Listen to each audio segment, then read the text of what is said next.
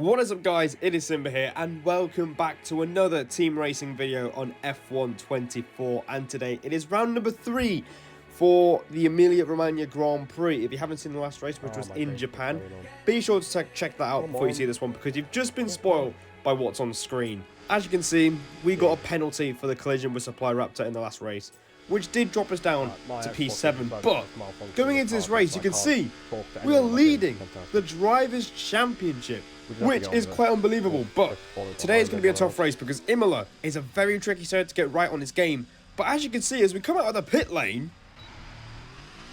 What? No! What?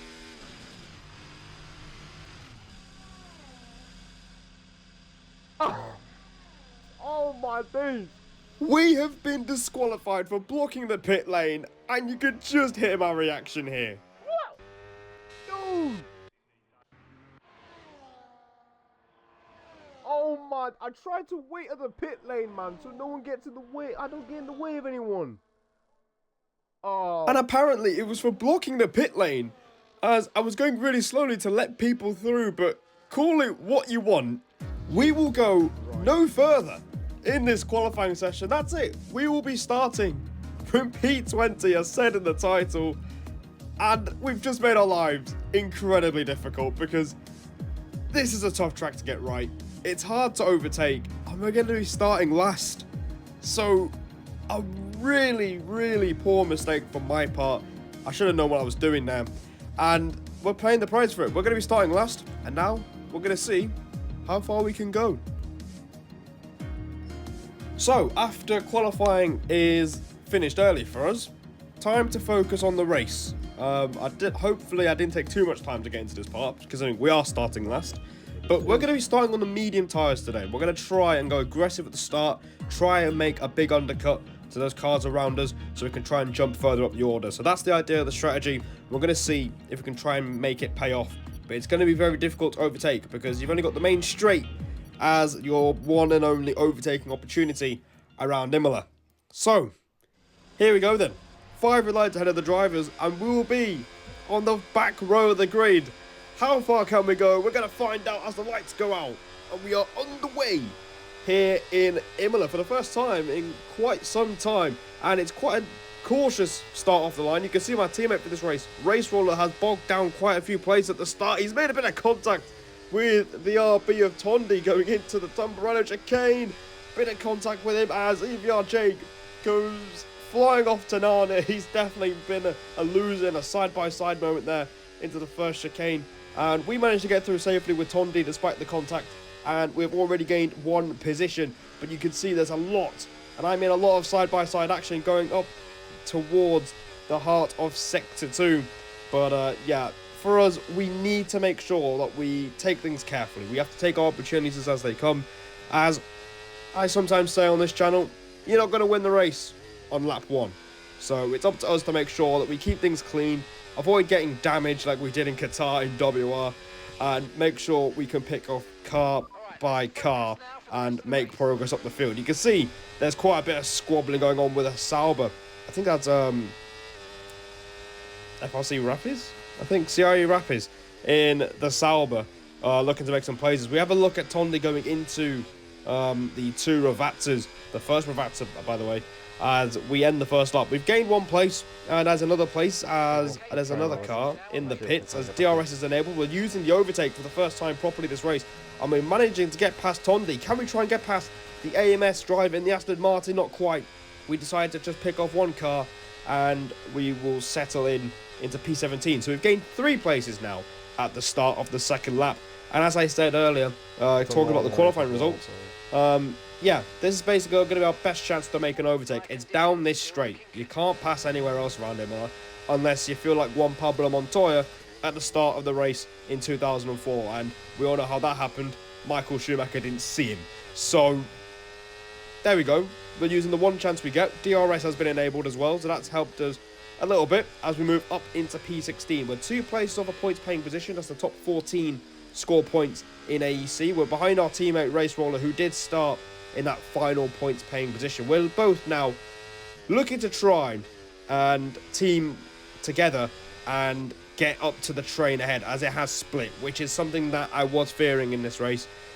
It was going to happen in the early doors, so now we're going to try and work together and pick off these cars in front of us. DRS and overtake enabled. We're going to try and pass the Sauber, which we both managed to get past. Roller has a look at AMS Knight, and he does get the move going into turn 1, but through turn 2, his exit's a bit scruffy, and...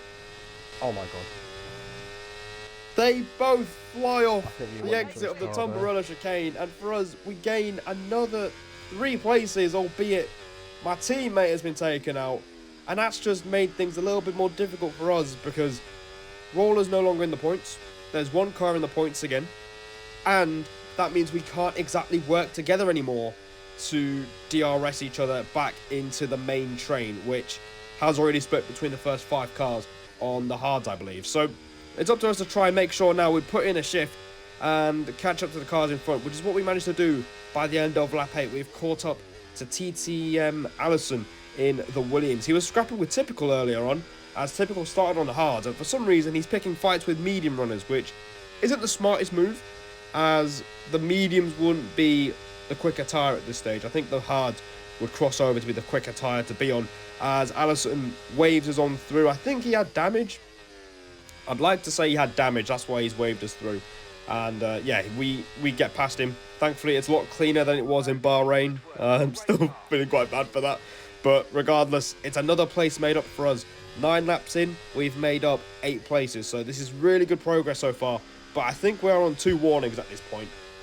As you can see, Allison had track limit penalty. So does Sem and Venom in front of us. As we skip to lap 11, nothing's happening. And we didn't really catch up to the cars in front because DRS is so potent around here. I lost around a second on the main straight just by not having DRS. So if you are racing around Imola, guys, you've got to stay with the train.